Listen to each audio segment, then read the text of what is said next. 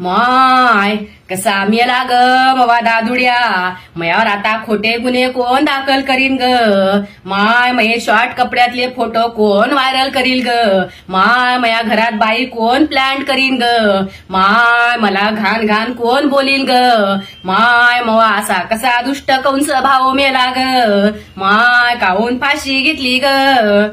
तर मंडळी ही होती प्रॅक्टिस.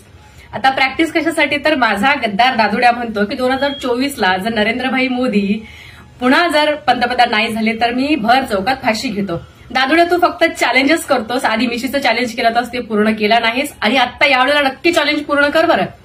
आता त्या हिंगोली जिल्ह्यामध्ये भर चौकात कुठेही झाड नाहीये. जिल्हा प्रमुख संदेश देशमुख, विनायक दादा, जीडी मुळे काका, मुंदडा काका, वसीम भाई, गोपू पाटील, संत टारफे दादा, आता तुम्ही सगळ्यांनी मिळून एक टीम वर्क करायचं आहे. भर चौकामध्ये कुठेतरी लोखंडाचा मोठा बांबू लावायचा आहे आणि त्याला माझ्या दादाला लटकवण्यासाठी जे जे काय सगळं साहित्य लागेल ते सगळं पूर्ण प्रोव्हाइड करायचं.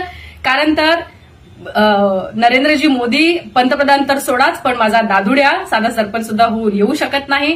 तिथला आमदार खासदार सगळे हे पडणार आहेत आणि आपल्या सगळ्यांचा हा भगवा झेंडा तिथे फडकणार आहे. त्यामुळे तुमच्या सगळ्यांना टीमवर्क करायचं आहे. काय ना गद्दार दादुड्या, तू फक्त चॅलेंजेस करू शकतोस, तू फक्त बोलू शकतोस, तू दुसरं काहीच करू शकत नाहीस. त्यामुळे तुझी तुझं जे चाटुगिरी आहे ना तर ती अशीच चालू ठेव. आणि दादुड्या तू जे हे भाषी घेण्याचं जे चॅलेंज केलंस ना तर ते नक्की पूर्ण कर बरं. तुला काही लागलं तर मला सांग, मी आणि हिंगोली जिल्ह्यातले सगळे पदाधिकारी तुला ते नक्की प्रोव्हाइड करू. दादुड्या तुझ्याकडे काही महिनेच राहिली आहेत, मस्त खाऊन पिऊन टामटूम मस्त एन्जॉय कर. काळजी घे बरं 6 महिन्यासाठी स्वतःची. जय महाराष्ट्र.